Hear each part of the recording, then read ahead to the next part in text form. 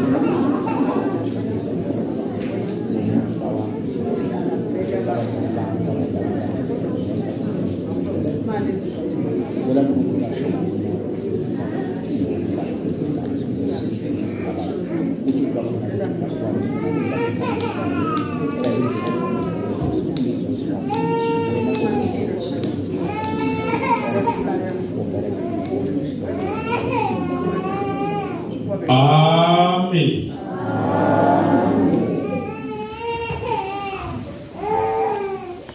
Ngiyakhetha inkosi Yesu nomhlaba onyazi wezulu. Amen.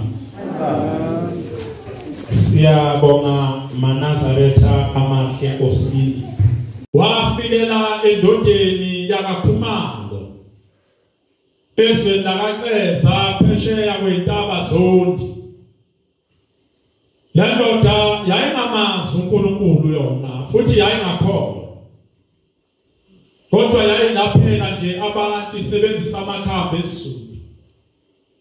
Kodwa ngoba yayisebenzisa amakhamba ahlambulukileyo, wakwazi uNkulunkulu ukufika kuyona ekulaleni kwayo.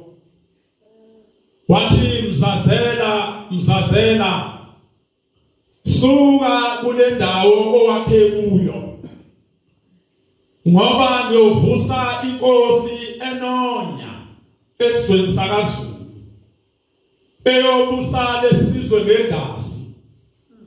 Kanti wena mzazela okhaleni lakho uyozala umuntu oyozala umuntu emhlabeni obizwa ngesikhonzi senhlupheko ngoba isisebenzi kaJehova impilo yakhe yonke.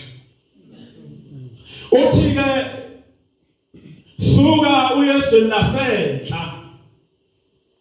Le ndoda lelizwi yalalela, noma lo mbono wafika kuyona yawulalela. Yasiqoqa umndeni wayo, yaqoqa abantwana bayo. Kwasekuthi abantu ababekhona esizweni eyayisakhele, ababesebenza ngaphakathi komuzi besiza, okwakuthi makubanje umthatha endaweni ifanele ajojwe.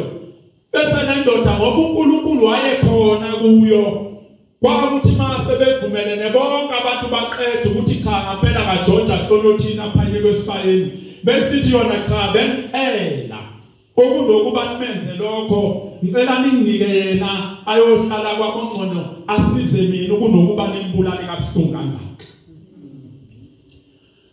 Uthi-ke wabashiya-ke labo bantu kuleli yazwi lakaNontanda Bathakathi. Base beshintsha abantu bakwaCeza umuzi kaMzazela kwangabakusaba kaKhumalo, base bewuqamba igama bathi leya ndoda iyabathanda Bathakathi ayifuni bebulala. Kwase kuthiwa kwaNontanda Bathakathi. Yayisibashiya nalowo muzi baphila. Neyinkomo ezinye abashiya nabo, yathatha abantwana bayo nonkosikazi yayisiwela, yaqhamuka ngesikhala sakaThulwane yayashona phansi enkoloze emhlophe kaMbambo, yaqhamukela phezulu entaba mhlophe aphane, yazoqhamuka ngesikhala sakaNgobese lapho yafika ngoba khona amadlangala, ngoba izwe lalikhulume kuyona lathi iyezweni lasenhla. Kodwa lentaba mhlophe afika kuyona elapho ezweni lakithi ngaphesheya kwamakhosini, wafika wagoba amadlangala, wahlala isikhashana lapho ngoba kwangakhulunywa ngalentaba mhlophe eSolundi, kwakhulunywa ngentaba mhlophe le phezulu ezweni laseMtshezi. Wahamba wayofika khona ezethule madodeni endawo efuna inxiwa la ngabeka khona umuzi ukuze aphile, ngoba khona into uNkulunkulu ayibeka lapha kuyesizalweni sakhe eyoba nkulu emhlabeni. Le ndoda mangabe yaphile, kwahamba ngampela, yayithola le ndodana uNkulunkulu ayethembise ngayo. Yakhula le ndodana yakhe, kwafika isikhathi sokuba iyosebenza. Kanti uNkulunkulu kulelizwe athi le ndoda iyokwakha kulo, ingoba uyazi ukuthi lo shembo kufanele thina simbone ubuso nobuso, sibike ukuhlupheka kwethu, ingoba usewambeka endaweni yasentabazwe, wambeka phakathi kwezibhalo ezikhona zonke emhlabeni, wamenza yonke imbala yezibhalo ongayicabangi namathele kuye. Mangabe seyikhulile lensizwa, uyayibiza uyise uthi mntanami ngiyafisa ukuba uganwe. umntaka mayekisa uthi ngiyafisa ukubuganwe kodwa ngamazi noma ikhona intombo oyibonile ithi lensizwa chaba wayesethi mntana mikhona mina intombi engiyithandayo enyakahadebe ezalo makhulukhulu bemfisa mntana mlentombi ukuthi izovusa lo muzi ngoba ngiyibonile nemfundiso futhi yaphila ithi ke le ndoda cha baba izwi lakho kalikhule bese ngehlela ngezansi mina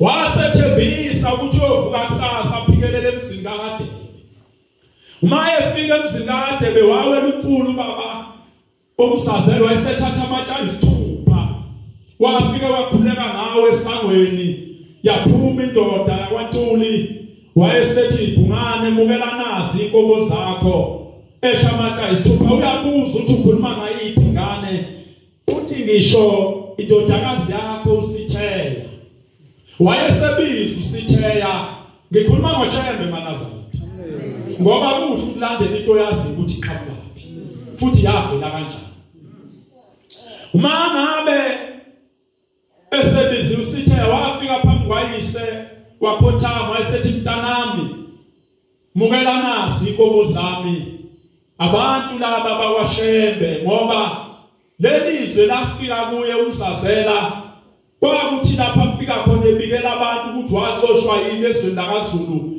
besethi ngoba kwathiwa uyozala umuntu oyozala umsindisi oyothiwa uShembe kwagcina sekuxhumanela igama likaShembe wayeselibaleke ukuphuma abantu noma sebembona bethi kukaShembe lapha kodwa uShembe akafike emhlabeni ngokwenyama wayevele sekhona wabikezela umsazelo amen mangabe ebuza uSitheya kuyise ukuthi baba bakwabani uthwisa bakwaShembe mntana kwasekufika inyembezi kuSitheya wayesekhumbula izwe lakhuluma kuyena bengamantombazane bethezikuni ehlathini eneminyaka e16 elathi wena ngane kaHadebe uzuyiphathe kahle ungangene esihlobongeni ngoba okhalweni lakho uyozala umuntu oyoba isikhonzi senhlupheko okuthiwa uShembe kodwa uma ungena esihlobongeni lomuntu ngeke afike emhlabeni futhi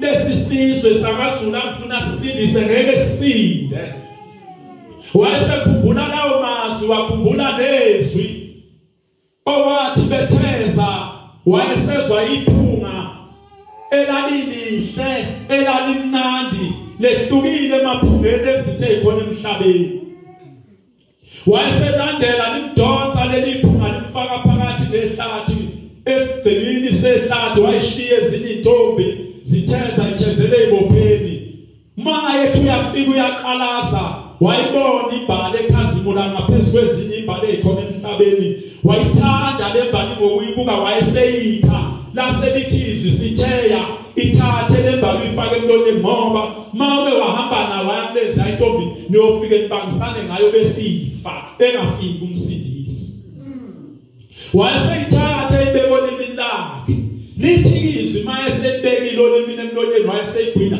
laselithi yazi ukuthi lokhu kudla bekungeyona imbali kodwa bewuShembe bewumoya oyingcwele oyokuletha emhlabeni sewubethe inyama ngubeka kuwe ngoba ngifuna uzala uShembe ozoba inyama ozophila uShembe umoya amen wakhumbula lawo mazwi ayesethi baba wena uyabathanda laba abantu bakaShembe ithi le ndoda yebo mntanami ngiyabathanda wayesethi kulungile baba mawubathanda wena nami ngiyabathanda yasiyagana le ntombi mangabigana le ntombi emzini waKhumalo uNkulunkulu wayibusisa ngabantwana abalishumi kodwa bonke laba bantwana mbukeli wethu ekhaya siyakwamukela ohlelweni lwethu siyafisa ukwazi iKZN TV2 nobuhle bonyazi ibona bokumbingelelayo uThabane ke owakwaChili le omaphumulo kwathi Dimashobo thathane ngempezi wonke abayikhala amanzi ilapho ke ngani zakwethu mina la engiqhamuka khona nenkaba yami ikhona namhlanje ke into esifisa ukuthi siyazi sinesihambeli sethu ubaba uMkhathini odabuka ngapha phesha kothuyela olundi emabedla baba uMkhathini siyabingelela siyakwamukela Angibonge mfowethu umema usuku namhlanje lokuphela kangaka kade size lapha phakathi kwalesi sizobona oqala nje angibonge ukuthi isubele kude nikhandla ngehlamenyoka ama-transport ihambe nize ngifike la ngingumkhathini ke mina Sibonga kodwa nje kuduma umkhathini ezweni laSolundi emabedlala lona ke njalo odume ngokuthi ibele likaphaqa ngiyakhumbula yayisekhulator kanje nokuthi umthuqa songathi imbongolo ivukule iyo ke lensizwa namhlanje ke kuyiyona ke esinayo ke namhlanje babukhoza akasibuze la nanga umbukeli wethu lapha ekhaya umbukeli wethu unenkinga uyiNazareth upapatisiwe mhlamba kalona iNazareth kodwa kukhona izinto zakhe engavumi ukuthi isilunge mhlawumbe masingabheka amanye amacala ukuthi ke iziphi mhlawumbe eziyinkinga engadaleka ngenxa yemuva lomsamo siqale mhlawumbe la ukuthi mawumsamo wakhe ungaqondile yini nani ongasivezela ukuthi into engenza umuntu ukuthi angaphumeleli eyintweni zakhe ngayile nale emva kwalokho bese sibheka ukuthi ke lo muntu yini angayenza ukuze akwazi ukuthi izinto zakhe zibe nempumelelo angibonge nehloko sethu sihle kakhulu noma ke kungeke kukhaveke konke ngenxa yesikhathi kodwa into engifisa siyibheke iyona umuntu wonke mayezalwa emhlabeni usuke kunento aphuma nayo esiswini sikanini abanye ke baye bethi omunye umuntu uzalwe embethe ngiye ngihlukanise ke kaningi leli gama lokuzalwa embethe ngegaba ezu7 umuntu masuthu uzalwe embethe ngihlukanise igaba ezu7 ake sizwe isigaba sokuqala khona umuntu ohlala esiswini sikanina kanti uhleli nje esiswini sikanina ube nozakwabo bese uzakwabo echitheka kambe yena kufika isikhathi sokuthi azalwe usezalwe uyedwa kodwa babe babili kuhlaleni kwabo ngesikhathi ke sephuma yedwa uphuma neveni lento abayibiza ngeveni abantu esuke imhlophe isigubha kulo hayi ukuthi ngoba esiswini sikanina khona indwangu ibilindele lo mntwana ukuthi uyofika ahlale kuyo kodwa kusuke echitheke isisu bese kuthi umphefumulo wakaza kwabo lo behlala naye suku besumembatha aphume na bese bethi abantu bazalwe embethe umuntu osuke ezalwe kanjalo usuke kade edlulisiwe ubona kwembatha oqala lo bese siba no number 2 khona abantu abazalwayo bengewona amawele bephume bobabili bephila bese kusala ukuthi bambethwe yini ke manje umthwalo ngoba laba abantu basuke ngamakhosi uma befika nje emhlabeni nezinto abenzela zona ilento edala ukuthi uzubone emayekhula amawele ngathi elinye liyacindezeleka elinye ziyalunga izinto elinye athi umqondo walusilungu ingoba abawehlukanisanga bese bewembula ngoba asuke ephume vele embethe ngoba emabili bese kuba khona umuntu wesithathu osuke embethe umoya yabantu bakuba bangasekho abafa bezangoma abafa bethwasa abafa bezinyanga omunye uthola ukuthi wayengasonisa ngoma kodwa wayekhonza ibomvu azahambe mhlambe lo antwala ekhaya ewumuntu okhonza ibomvu liyaziwa lisetshenziswa engomeni uma efa lo muntu naleli ibomvu akageziwe kuze kufika isikhathi thina sokuthi siyamncwaba afike ngala nemndenini engangeni kusho ukuthi njengomama labasebenza emgaqweni abanye bayalima uyalima lo mkafe akuleso simo ngoba ngale yakwazi ukuthi ibomvu lisetshenziswa isangoma uyafika lo muntu emndenini umndeni uyamvimba ukuthi yeke ungene wena obunqikile nebomvu asuke lo muntu ambathe ingane ezozala eseswini bese iphuma lengane nemoya lemoya yadalwa uanti owayekhonza ibomvu ekhaya elima yonke wafa lisemsibeni kuye alisukile angithi lo muntu uzovimbeka phambili uvinjwa yileli ibomvu ngoba nesangoma phela masihambile into edala ukuthi singangeni emsulwini ibomvu hayi ukuthi inyongo iyona esihlanganisa nabantu bakithi abalele kodwa sivinjwa ibomvu ngoba lifuneki ibomvu ngani ungcolile lo muntu uma usuqhamuka kulaba abalele ngale yanunebomvu sebemhlophe bona uzobagcilisa hayi nawe nje njengoba ugqosikiphe simhlophe maqa umuntu ogcoba ibomvu athi uyakubamba uzobaleka hayi ngenzani uzongcolisa nangana bangamanono kakhulu umfoko achili laba abantu abalelo thulini nomhlaba akusafani manje njengoba kade siphila isigaba sesithathu bese siyesigabeni sesizwe khona umuntu ophuma wathi abantu abamamaza awashiya lo mzana ohlonipha nu clean uhlala uhlanzekile khona ngijombe khona kancane futhi safika ngolwesihlanu sawucleana lo mzathu impahla endala amaphepha sawashisa cleana sa break clean izinto yonke into cleana nini cleana thi abakhona usho bengenalo lolwazi ukuthi umzi ufuna uhlala uhlanzekile ungabikho isidwede egcekeni ngabikho amaphepha umzi nje noma ingane zenza lokho benendawo nje ehlelekile uthi ke lo mama ke ngiyakule nkulumo cleana uthi ngempela abantu into eniyenze manifika nalenzeka manje siyibona manje ngena umkhemezelo kanje wayishilo balapha ekhaya wathi ayohlala lo mzi uclean ngoba kohambe kulo muzi umndeni uNkulunkulu sabona athi ngokwenzeka lento uNkulunkulu selithethile icala kulwamzi ngoba emva kwalokho nje baphila baqhubeka nempilo. Mama Hlase siyathokoza ohlelweni lethu ukuthi ube usivakashele sibe kanye nawe sibonga kakhulu umbukeli wethu weKZN TV2 sikhuluma ngento enjena sikhuluma ngento oyiphathayo sikhuluma ngento othi uma umbuzo umuntu angaphumputhi angafuniseli Manazaretha ayingcwele naye inkonzo mawuphethe inkonzo usiyakwazi ukukhomba emzini kaDlamini phansi exoho angithi uyabona ngoba manje awusasho ukuthi omunye umuzi kwelinyizwe usikhuluma into ephathekayo siphinde ke sihlangane ngokuzayo sisazophinda simtholele abanye nabanye ukuze sizokwazi ngoba sifisa ukwazi asazi kodwa siyafisa ukwazi ukuthi uShembe yini ayenzile nezwe lonke liyafisa ukwazi ukuthi unyazi lwezulu lwenzeni nguthi abantu ngakwachili le kwamaphumulo kwangoni kodwa uDolmashobo othathana nyebezo tabel khamanzi ngithi nje okumhlobo